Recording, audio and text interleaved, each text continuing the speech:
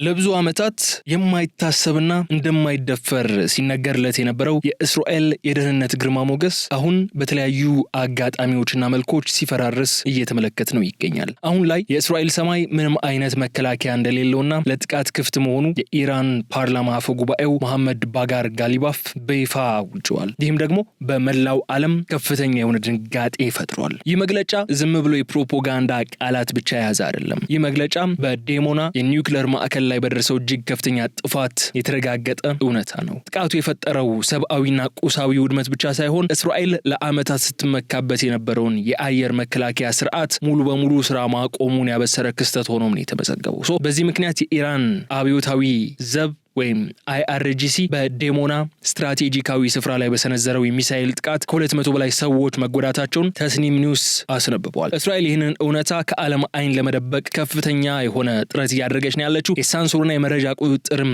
እያደረገች ስለመሆኑ የጉዳቱ ስፋትና በደህንነት መዋቅሯ ላይ የፈጠረውን ከፍተኛ ድንጋጤ ከዚህ ከተዘገበው በላይ ሊሆን ይችላል የሚለው መረጃዎች እንዲወጡ አስገድዷል። ይህ ወታደራዊ ድል በምድር ላይ ብቻ የተገደበ ሳይሆን የዓለምን የኢኮኖሚ የደም ስር ወደ መቆጣጠርም እያመራ ያለ ነው። በተለይ በሆርሙዝ ወሽመጥ ላይ የተፈጠረው አዲስ ሁኔታ በዓለም አቀፍ የባህር ላይ ንግድ ታሪክ ታይቶ የማይታወቅ አዲስ ምዕራፍን ከፍቷል። ዊኦን ኒውስ እንደዘገበው ከሆነ ኢራን ወሽመጡን እንደ መተላለፊያ የፍተሻ ኬላ መጠቀም ጀምራለች። አሁን ላይ አንድ የነዳጅ ጫኝ መርከብ በሰላም ለማለፍ ብቻ ለኢራን $2 ሚሊዮን ክፍያ እንዲፈጽም የሚያስገድዱ ሁኔታዎች ስለመፈጠራቸውም ይህንን ተከትሎም በአንዳንድ የነዳጅ ማደያዎች ከፍተኛ የሆነ የነዳጅ ዋጋ ጭማሪ እንዲከተል ማድረጉ የአሜሪካ አጋሮች መውጫ ወደሌለው የኢኮኖሚ ቀውስ ውስጥ እንዲገቡ ስለማስገደዱ ተሰምቷል። አሁን ጦርነቱ የነዳጅ ጦርነት ተብሎ ሊጠራ ወደሚችልበት እድል ወይም ምዕራፍ ላይ ደርሷል። ኢራን ወታደራዊ በላይነቷን ወደ ኢኮኖሚያዊ ጫና ለመለወጥ ምዕራባውያንን ወደ ድርድር ጠረጴዛ ለማምጣት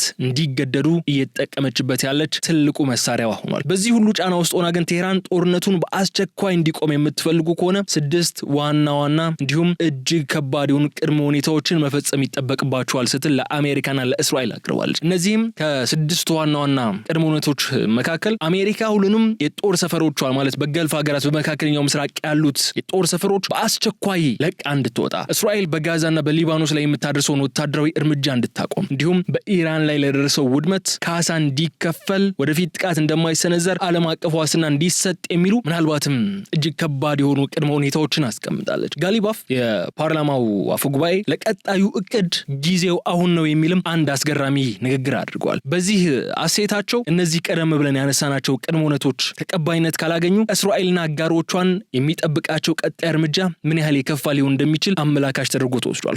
ዛሬ በዚህ ልዩ ጥንቅራችን የእስራኤል የአየር መከላከያ ስርዓት እንዴት ሊፈራርስ ቻለ? በዴሞና ላይ የደረሰው ትክክለኛው የጉዳት መጠን ምን ያህል ነው? ከሰንሰርሺፑ ባሻገር ያለው ትክክለኛው የጉዳት መጠን ምን ያክል ነው የሚለው እንዲሁም የሆርሙዝ ወሽመጥ ቁጥጥር የዓለምን ፖለቲካ እንዴት እየቀየረው እንዳለና እነዛ 6ቱ የኢራን ለሰላም ወይም ለንግግር ለድርድር የተቀመጡ ቅድመ ሁኔታዎች ዓለምን እንዴት ነው ወደ ሰላም ነው ሊወስዷት የሚችሉት ወይስ ወደ ባሰ ግጭት የሚለውን በዝርዝር የምንመረምር ይሆናል። አብራችሁን እስከ መጨረሻው ድረስ እንድትቆዩ እጋብዛችኋለሁ። የገበያ ሚዲያን የዩቲዩብ ገጽ ሰብስክራይብ ማድረጋችሁ እንዳትዘነጉ፣ ቪዲዮውን ላይክ አድርጉ፣ ሀሳብ አስተያየታችሁን ደግሞ በኮሜንት መስጫው ላይ አስቀምጡልኝ በማለት ከተከታይ አጭር መሸጋገሪያ በኋላ በዝርዝር ጉዳይ ነው የምመለሰው። መልካም ቆይታ።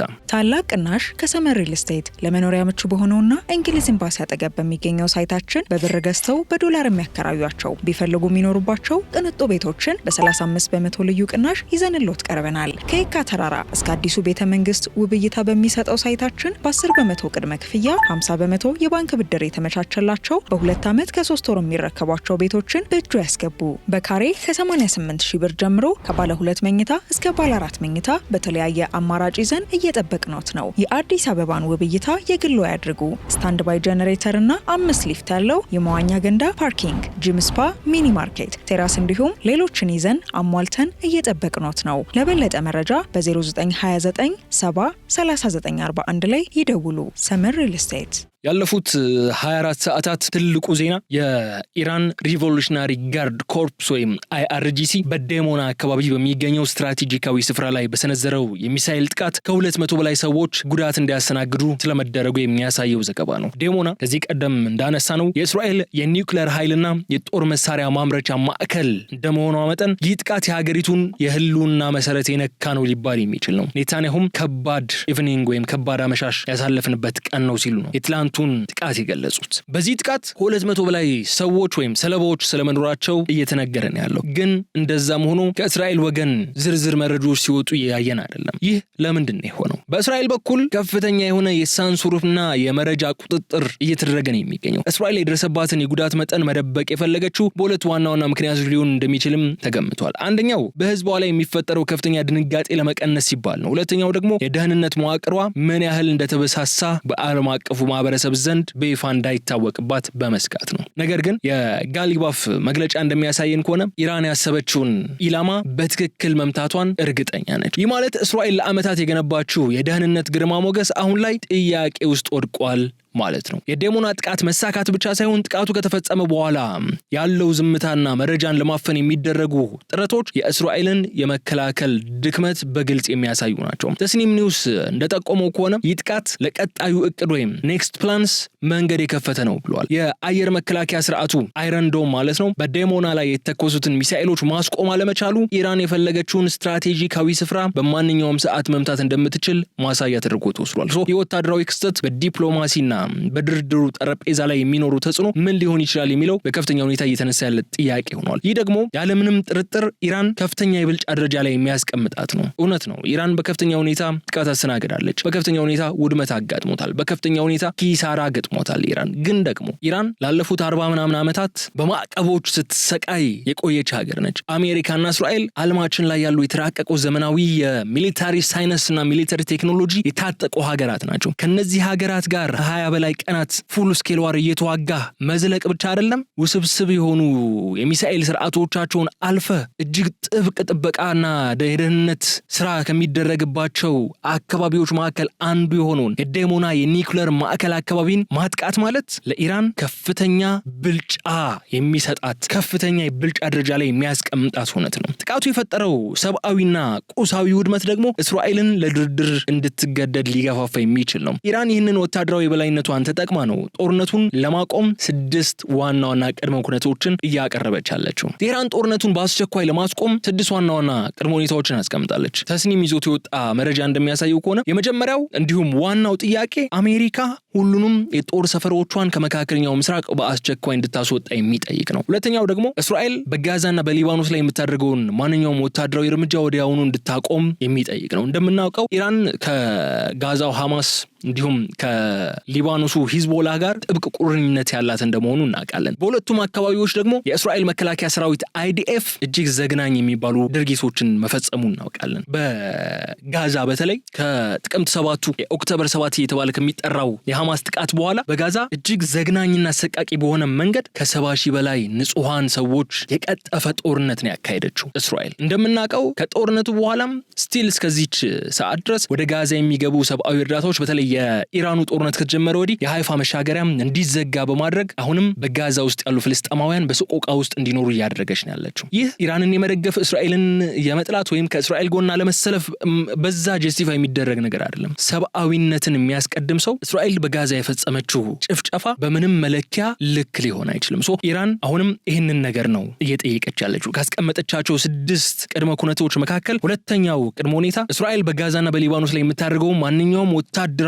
እርምጃ ወዲያውኑ ልታቆም ይገባል የሚል ነው። ሶስተኛው ነጥብ በኢራን የደረሰው የሰው ህይወትና የንብረት ውድመት ከፍተኛ የሆነ የጦር ካሳ ወይም ዋር ሪፓሬሽንስ እንዲከፈል የሚጠይቅ ነው። አራተኛው ደግሞ ወደፊት በእስራኤል በኩል ምንም አይነት ጥቃት እንደማይሰናዘር ዓለም አቀፍና አስገዳጅ ዋስትና እንዲሰጥ የሚል ቅድመ ሁኔታ ነው የቀረበው። አብዛኞቹ ጥያቄዎችና ቅድመ ሁኔታዎች የምዕራቡ ዓለም ሀገራት በቀላሉ ሊቀበሏቸው የሚከብዱ ናቸው። ግን እንደዛም ሆኖ ኢራን ስቲል አስቀምጣቸዋለች። አምስተኛው ነጥብና ቅድመ ሁኔታ በኢራን ላይ የተጣሉ ማዕቀቦች በሙሉ ያለምንም ቅድመ ሁኔታ እንዲነሱ የሚጠይቅ ነው። እነዚህ በኢራን ላይ የተቀመጡ ማዕቀቦች ላለፉት ከ40 በላይ ዓመታት ኢራንን ሲያሰቃዩ የኖሩ ማዕቀቦች የሀገሪቱን ኢኮኖሚ ዜሮ በታች ኔጌቲቭ እንዲገባ አድርገውታል። ኢራን ገንዘብ ምንም አይነት ፈንክሽናል አቅም እስካይኖረው ድረስ ተደርጓል። ይህን የኢኮኖሚ ውድቀት እንዲያገግም ለማድረግ ኢራን ሁሉም የተጣሉባት ማዕቀቦች ያለምንም ቅድመ ሁኔታ እንዲነሱ ጠይቃለች። ስድስተኛውና የመጨረሻው ቅድመ ሁኔታ ደግሞ የፍልስጤም ጥያቄ በኢራን እቅድ መሰረት እልባት እንዲያገኝ የሚል ነው። ተስኒም ኒውስ ይዞ ይዟቸው በወጣ መረጃዎች መሰረት ኢራን እነዚህ ቅድመ ሁኔታዎች ያቀረበችው አሁን ላይ ያላትን ወታደራዊ ብልጫ ተጠቅማ ነው የሚለው። ከስድስቱ ቅድመ ሁኔታዎች ደግሞ ሁለቱ በቀጥታ ከፍልስጤም ህዝብ ጋር የሚገናኙ ናቸው። አንደኛው የፍልስጤምና የሊባኖስን ህዝብ አደብድቡ አትግደሉ ነው። ሁለተኛው ደግሞ የፍልስጤምን ጥያቄ በኢራን እቅድ መሰረት እልባት እንዲያገኝ የሚል ነገር ያነሳችሁ። ይህ ማለት ኢራን ሰላም የምትፈልገው በእሷ መመሪያ መሰረት ብቻ ነው እያለች ነው ያለችው ማለት ነው። በተለይ ጋሊባፍ የእስራኤል ሰማይ መከላከያ የለውም ብለው በተናገሩ ማግስት እነዚህ የመሳሰሉ ጥብቅና መፈናፈኛ የሌላቸው ቅድመ ሁኔታዎች መቅረባቸው ተቀባይነት ካላገኙ ቀጣዩ እርምጃ የከፋ እንዲሆን ለማሳየት ነው።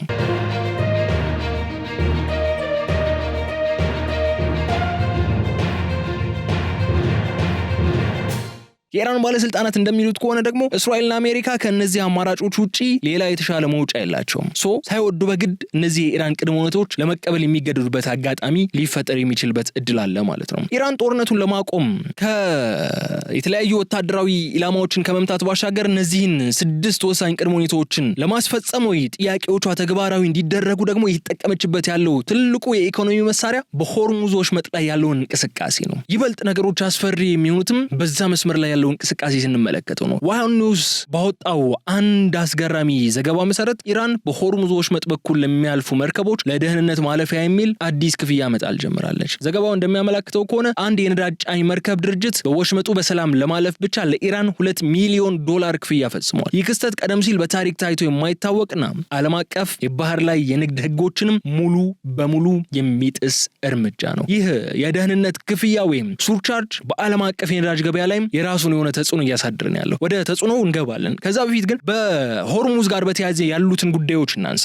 አሜሪካውን የሆርሙዝ የባህር መስመር በሚቀጥሉት 48 ሰዓታት ክፍት ካልሆነ ኢራን ከፍተኛ የሆነ ቅጣት እንደሚጠብቃት እየገለጸች ነው ያለችው። ግን ስቲል አሜሪካ እስከዛሬ ድረስ የተለያዩ ጥረቶችን ብታደርግም የሆርሙዝ የባህር መስመርን ማስከፈት አልቻለችም። ይህ ለምንድን ነው የሆነው? ለአጋሮቿ ጥሪ አቅርባለች አሜሪካ፣ ግን ተቀባይነት ሊያገኝላት አልቻለም። እስቲ አንድ ጥያቄ እንጠይቅ። በዓለም ላይ በጣም ኃይለኛ የባህር ኃይል ያላት ልዕለ ኃያሉ አሜሪካ 21 ማይል ርዝመት ያለው የባህር ወሽመጥን ማስጠበቅ ያልቻለችው ለምንድን ነው የሚለው ጥያቄ ግን ማንሳት ይጠበቅብናል። 48 ሰዓት ሰጥቻለሁ። በሚቀጥሉት 48 ሰዓታት ኢራን የሆርሙዝ ባህር ወሽመጥን አክሰስ ክፍት ካላደረገች ከባድ ጥቃት ይጠብቃታል። በተለይ በኢነርጂ ኢንፍራስትራክቸሯ ላይ ከባድ የሆነ ጥቃት ይጠብቃታል ብላለች። ምንም እንኳን ኢራን የሆርሙዝ የባህር መስመር ለጠላት ብቻ ነው የተዘጋው እንጂ ሌላው ክፍት ነው የሚል መልእክት ብታስተላልፍም አሜሪካ ግን በቀጣይ 48 ሰዓታት ውስጥ መስመሩ ሙሉ በሙሉ ክፍት እንዲሆን ትፈልጋለች። ግን በጣም ኃይለኛ የባህር ኃይል ያላት ልዕለ ኃያሉ አሜሪካ ለምንድን ነው 21 ማይል ብቻ ርዝመት ያላት ወሽመጥ ማስጠበቅ ያልቻለችው የሚለው ቁልፍ ጥያቄ ነውና እሱን እናንሳ። የሆርሙዝ የባህር ወሽመጥ 2 መርከቦች ማሳለፍ የሚችል ስፋት ያለው እጅግ ጠባቡና የዓለም የነዳጅ መተላለፊያ ጉሮሮ የሆነ ቦታ ነው። የኢራን ህልውናም ታዲያ ከዚህ የዓለም ኢኮኖሚ ከሚያናጋ ወሽመጥ የሙጥኝ ያለ ነገር ነው። ኢራን ሆርሙዝ የተባለ ኒኩለር ታጥቃለች እስኪባልላት ድረስ ማለት ነው። ኢራን በሁለቱም የመርከብ መተላለፊያ ወሽመጦች በኩል ለ10 ዓመታት ከፍተኛ ዝግጅት አድርጋለች። የባህር ኃይል ከፍተኛ ፈንጂዎች ቀበራ፣ በባህር ዳርቻ ላይ የሞባይል ሚሳኤል ባትሪዎች ማጥመድ፣ በፈጣን ማጥቂያ ጀልባዎችና ተተኳሾች፣ ድሮኖችና የተደራጀ ቁመና ያለው ሰራዊት ሆርሙዝን ለመበጥበጥ፣ ለማስቆም፣ ዲስራፕት ለማድረግ በዛ በኩል የሚተላለፈውን የነዳጅ መስመር ለበርካታ ዓመታት ስትሰራ ቆይታለች። የአሜሪካ የባህር ኃይል የተገነባው በሰፊውና ክፍቱ ውቅያኖሱ ላይ በግዙፍ መርከቦች ለከፍተኛ ውጊያ ማድረግ በሚያስችለው ቁመና ሆኖ ነው። በውቅያኖስ የተዘረጋው የአይሮፕላን መንደርደሪያ ያላቸው እነዚህ የአሜሪካ የጦር መርከቦች ቀደም ብዬ ላነሳውላችሁ አይነት በሰፊውና ክፍቱ ውቅያኖስ ላይ ለሚደረግ ውጊያ የተዘጋጁ ናቸው። በሆርሙዝ ላለው ሚሳኤል፣ ፈጣን ጀልባ፣ የባህር ውስጥ ፈንጂና በወሽመጡ ለተጠመዱ ከባድ ሚሳኤሎችና ድሮኖች ማንኛውም ግዙፍ የባህር ኃይል ምላሽ ለመስጠት ጊዜ ከማግኘቱ በፊት ኢራን በቀላሉ ኢላማ የሚሆኑትን ግዙፎችን የጦር መርከቦች በመምታት የማይተካ ጉዳት ለማድረስ የምትችልበት ሁኔታ እነዛ ግዙፍ የጦር መርከቦች አልተሰናዱም፣ ሊሰናዱም አይችሉም። ለእንደዚህ አይነት ውጊያ የተሰሩ አይደሉም እነዛ መርከቦች። ሆርሙዝ መርከቦች በዝግታ ቀስ ብለው የሚተላለፉበት ጠባብ ቦታ ነው። በቦታውም ኢራን ባላት የተፈጥሮና ሰው ሰራሽ ከፍተኛ አቅም በጦርነት ኢራንን ማሸነፍ አይቻልም የሚል መልእክት ለትራምፕና ለፔንታጎን እንዲደርስ አድርጓል። ፔንታጎን ከ3 ሳምንታት የሆርሙዝ ወሽመጥ እገዳ በኋላ ቦታውን ማጥቃት ወይም በአጀባ መርከቦችን ማሳለፍ በጣም አደገኛ ወይም ኦልሞስት ኢምፖሲብል ነው እያለን ያለው። ኢራን ጂኦግራፊን ወደ መከላከያና የህልውና ጋሻ ቀይራ አሜሪካ የማትችለው ጦርነት እንድትገጥም አድርጋታለች። ይህም ሆኖ ሳለ ግን አሁንም ስቲል አሜሪካ የሆርሙዝን የባህር መስመር ለማስከፈት ሌላ ጥቃቶችን መፈጸም እንጂ በሆርሙዝ በኩል ልታደርገው የምትችለው ይሄን የሚባል ነገር እንደሌለ ወደ ማመኑ እየመጣች ነው ያለችው። ትላንት ካነሳ ነው የግራውንድ አግሬሽን ወይም ግራውንድ ኦፌንሲቭ አማራጭ በምድር ጦር የሚደረግ አካባቢውን የማስጠበቅ ስራ ነው ሜቢ አሜሪካውን ላስት ቻንሷ። በቀጣዮቹ 48 ሰዓታት ኢራን ይህንን መስመር ሙሉ ለሙሉ ከፍታ እንደነበረው ፍሰቱ የማይቀጥል ከሆነ የኢራን የኢነርጂ ኢንፍራስትራክቸሮች ተመተው የሆርሙዝ የባህር መስመር መከፈት የማይችል ከሆነ አሜሪካ እግረኛ ጦር ማስገባት ግድ ይላታል ማለት ነው የዛን ሰዓት። የዚህ መስመር መዘጋት ግን ተጽዕኖ ፈጣንና ቀጥተኛ ነው የሆነው። እንዳልኳችሁ አንድ የነዳጅ ጫኝ መርከብ ድርጅት ለኢራን $2 ሚሊዮን ክፍያ በመፈጸም ደህንነቱን ተጠብቆለት በዛ በኩል እንዲያልፍ ጥረት አድርጓል። በዌዮን ኒውስ ዘገባ መሰረት ከሆነ ኢራን ይህንን ክፍያ ተግባራዊ ማድረጋን ተከትሎ የነዳጅ ዋጋ በከፍተኛ ሁኔታ ጭማሪ አስመዝግቧል። በተለይ ደግሞ በአሁኑ ሰዓት በአንዳንድ የነዳጅ ማደያዎች የአንድ ጋሎን የነዳጅ ዋጋ እስከ $8 ድረስ እየተሸጠ ስለመሆኑ ተነግሯል። ይህ የዋጋ ጭማሪ ደግሞ በታሪክ ከፍተኛ ሆኖ ተመዝግቧል። የአሜሪካ ኢኮኖሚ ለከፋ ቀውስ እንዲዳረገው እንደሚገኝ መረጃዎች ይወጡ ያሉ። የኢራን ባለስልጣናት ይህን የነዳጅ ጦርነት ወይም ክሩድ ኦይል ዋር እንደ ስትራቴጂ ነው እየተጠቀሙበት ያሉት። ኢራን ይህንን ክፍያ ለመጠየቅ ምንም ህጋዊ ወይም ወታደራዊ መነሻ ላይኖራት ይችላል። ያው ህጋዊ መነሻ የላትም፣ ወታደራዊ መነሻ ሊኖራት ይችላል። ህጋዊ መነሻው ያው እንዳልኳችሁ አጠያያቂ ነው። ወታደራዊ መነሻው ግን ግልጽ ነው። ተስኒም ኒውስ ይዞት በወጣ ዘገባ መሰረት ኢራን በዴሞና ላይ ጥቃት መፈጸሟና የእስራኤል ሰማይ መከላከያ የለውም የሚለው መግለጫዋ የፈጠረላት የወታደራዊ የበላይነት ስሜት በባህር መስመሩ ላይም እንዲንጸባረቅ እያደረገ ነው።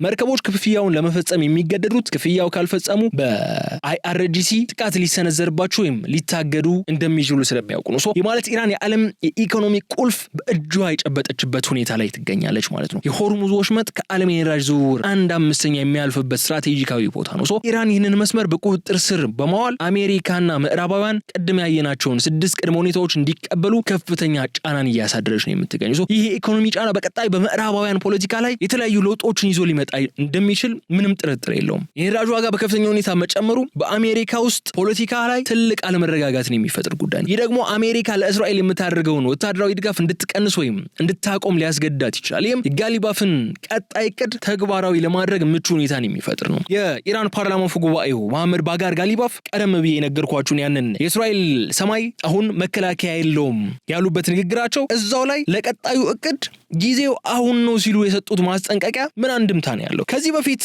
እንደተነጋገርነው በሌሎች የልዩ ጥንቅር መሰናዶዎቻችን ኢራን የዛሬ 8 እና 9 ወር በ12 ቀናቱ ጦርነት ያደረገችው አሁንም ያደረገችው ያለው ነገር ተመሳሳይ ነው። የዛኔ ምንድነው ያደረገችው ኢራን? መጀመሪያ የእስራኤል አይሮንዶም ፓትሪዮት የዴቪድ ስሊንግ ወይም የዳዊት ወንጭፍ የሚባሉ የአየር መከላከያ ስርዓቶችን ለመፈተሽና ለማዳከም ቀለል ያሉት እነዚህ ሁለተኛና ሶስተኛ ትውልድ ሚሳኤሎችን በመተኮስ ነበር የምታዳክመው። ያንን የሚሳኤል መከላከያ ስርዓት በነዛ መንገዶች ካዳከመች በኋላ ወደ መጨረሻ ላይ ነው አራተኛና አምስተኛ ትውልድ ዘመናዊ ሚሳኤሎችን ወደ እስራኤል የምታስወነጭፈው ኢራን። እስካሁን ስታደርገው የቆየችው እሱ ነው። በድሮን በተለያዩ ሚሳኤሎች በክላስተር ሚኒሽኖች የእስራኤልን የአየር መከላከያ ስርዓት ስታዳክም ቆየችና አሁን በአንድ ጥቃት እስከ 200 ሰዎች ድረስ ጉዳት ለማድረስ የሚያስችላት እርምጃ እየወሰደች ነው ያለችው። ይህም ነው ታዲያ የኢራኑ ፓርላማ አፈ ጉባኤ መሐመድ ባጋር ጋሊፍ ቀጣዩ እቅዳችን ተግባራዊ የምናደርግበት አሁን ነው፣ ጊዜው አሁን ነው ሲሉ እንዲደመጡ ያደረጋቸው።